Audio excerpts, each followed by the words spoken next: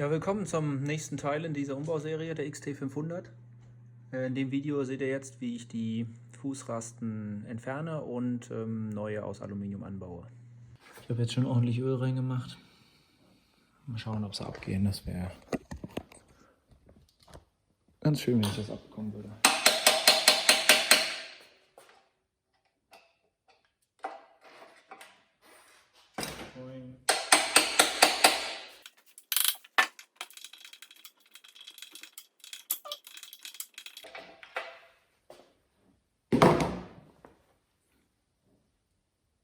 Die Verzahnung sieht ganz gut aus.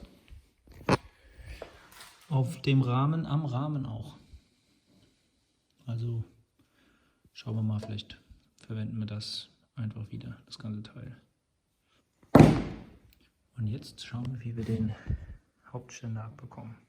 So, der Hauptständer ist endlich draußen. Das war ein ganz schöner Akt, das Scheißding rauszuholen. Und hier, Buzzetti. Man sieht noch hier, Made in Italy. Schönes Zubehör. Wenn einer haben möchte, kann er haben. Den verkaufe ich jetzt. Einzig habe ich noch das Problem, dass die Fußraste hier nicht abgeht. Ich habe schon diverse Meisel kaputt gemacht.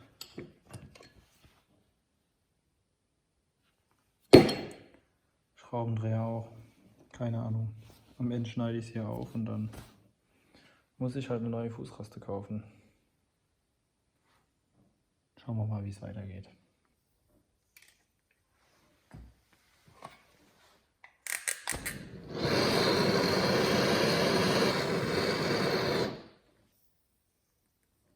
Es ist ganz einfach, so eine Fußraste zu demontieren. Ganz einfach.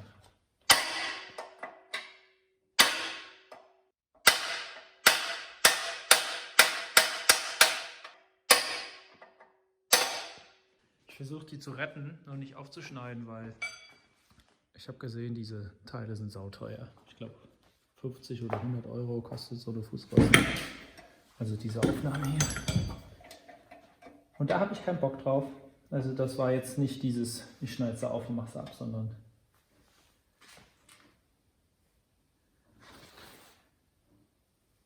war halt gut festgemoggert.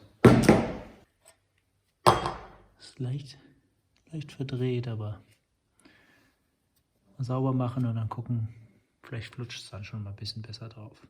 Kleinigkeiten, die ewig lang aufhalten.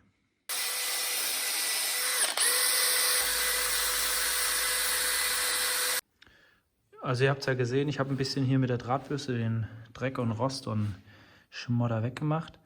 Habe jetzt hier bei dem Teil, also die Fußraste, habe ich noch ganz leicht mit meiner Sandstahlkabine den Dreck rausgemacht, weil da kommt man nicht so gut ran. Hat man noch so ein kleines Hakentool hier verwendet und es ein bisschen rausgekratzt, wie beim Zahnarzt quasi. Und nach ein bisschen Arbeit flutscht das Ganze ganz gut drauf jetzt. Also ich würde sagen, so kann man das dann wieder zukünftig montieren. Tschüss. Sieht ganz gut aus. Achtung, zack. Dadurch, dass die alten Fußrasten so vergammelt waren und ich neue kaufen musste, habe ich mich entschieden, dann auch neue aus Alu zu holen, also diese CNC gefrästen. So eine hier, so eine schöne, sehen wir gleich noch mehr. Dafür habe ich dann einfach hier hinten ein bisschen was angebrutzelt. Also hier habe ich ein Stück Stahl angeschweißt, damit das passend ist für die Fußraste. Also ich habe hier oben den Halt habe ich nicht verändert. Ich habe nur hinten was angeschweißt, damit die einen Anschlag hat, quasi neue Fußraste. Das hier ist die neue Fußraste. Schön aus Aluminium, schwarz, CNC gefräst. Mit diesem, hier, dieser, wie heißt, Diamantphasenschliff, keine Ahnung. Das Gute ist bei denen, ich habe die ausgewählt, man kann hier den Winkel einstellen.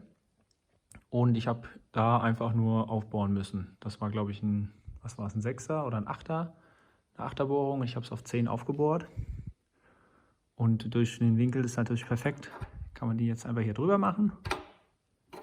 Den Winkel einstellen und dann sitzt die auch schön waagerecht. Und dann kann man hier hinten sehen, Das ist der Anschlag dann zukünftig. Ich muss jetzt nur noch diese Federn hier einbauen. Da bohre ich ein Loch unten runter. Hier ist ja noch die Aufnahme unten runter für die Feder. Und dann sehen die schön.